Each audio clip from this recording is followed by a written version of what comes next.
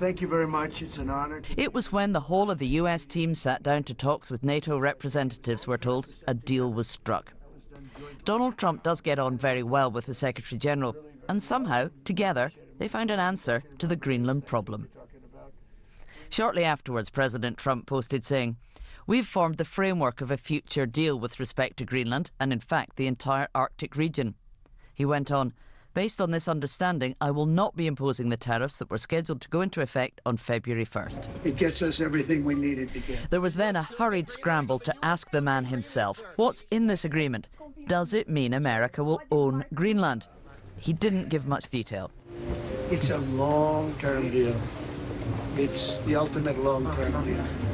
I think it puts everybody in a really good position, especially as it pertains to security and minerals under the minerals. The day began with frosty relations between the US president and assembled world leaders who had openly derided his desire to take control of Greenland. There were long queues for the chance to witness what was turning into a high-stakes dispute between the US and Europe, which the president thought was funny. Would you like me to say a few words of Greenland? I was going to leave it out of the speech, but I think I would have been reviewed very negatively. All joking aside, there was a collective sigh of relief when he said he will not use military force to seize Greenland.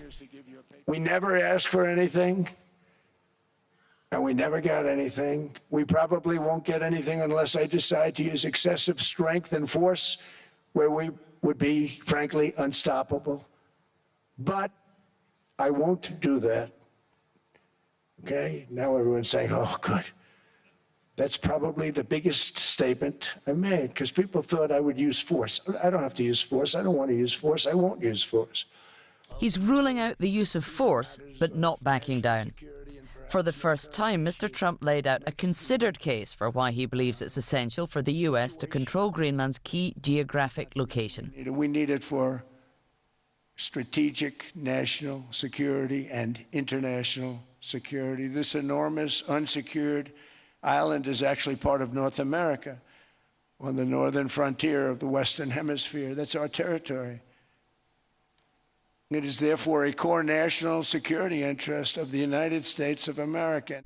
President Trump thinks Greenland should be America's by right, and he repeated his desire to own the territory.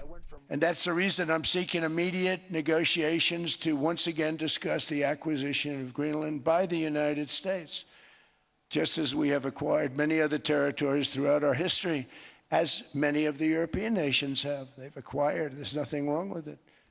Donald Trump's argument is laced with familiar grievance and resentment. He complained that Denmark's not grateful for America's role in saving Greenland during World War II. He thinks the US spends too much money on defending its allies, and he doesn't believe other NATO countries would come to its rescue if they were asked to. The US, he said, should never have given Greenland back after defending it during the Second World War. But we saved Greenland and successfully prevented our enemies from gaining a foothold in our hemisphere. So we did it for ourselves also. And then after the war, which we won it big. Without us, right now you'd all be speaking German and a little Japanese, perhaps. Smarting from criticism from other world leaders attending this summit, he swiped back at people like the Canadian PM. Going to be defending Canada. Canada gets a lot of freebies from us, by the way. They should be grateful also, but they're not. I watched your Prime Minister yesterday. He wasn't so grateful. But they should be grateful to us. Canada lives because of the United States. Remember that, Mark, the next time you make your statements. And there was a slightly ominous warning to Denmark and anyone else who tries to stand in his way. They have a choice. You can say yes, and we will be very appreciative, or you can say no, and we will remember. This was vintage Trump. Over an hour of bombastic claims and thinly veiled threats. Several times he called Greenland Iceland by mistake. Before striking a deal, he claims it will give him everything he wants, but doesn't appear to involve ownership of the Arctic territory. Sarah Smith, BBC News, Washington.